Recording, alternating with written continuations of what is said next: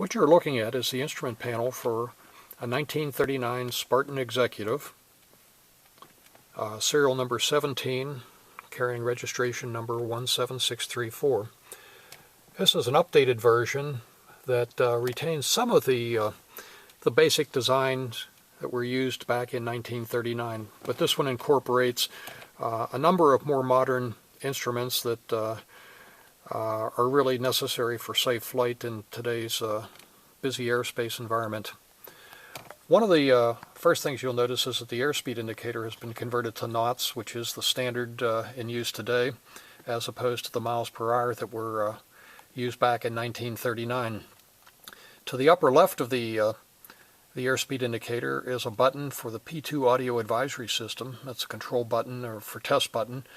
And this is a system designed to prevent an inadvertent gear-up landing, something that's useful in any retractable aircraft. To the right of the airspeed is the standard attitude indicator and then the altimeter. Above the altimeter is a mid-continent remote annunciator for the GPS system. And to the right of the mid-continent is a Shed Mini Flow fuel flow indicator for the fuel flow system. This aircraft also has a King HSI that is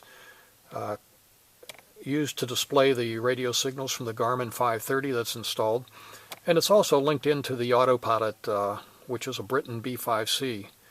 And that the control head for the autopilot is in the center of the panel. This is a true 3-axis autopilot. It has servos controlling the ailerons, the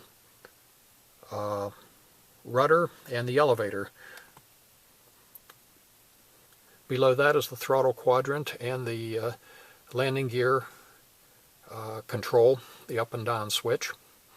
And to the right of, on the right side of the panel, is the radio package. It's consisting of a King KMA-24 audio panel, a Garmin 530 WAS GPS system. The number 2 radio is a KX155 made by King, as is the KT76A transponder.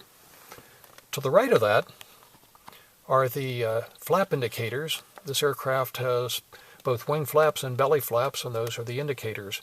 In this aircraft, they've been converted to being operated electrically as opposed to the vacuum system that was originally installed in the airplane.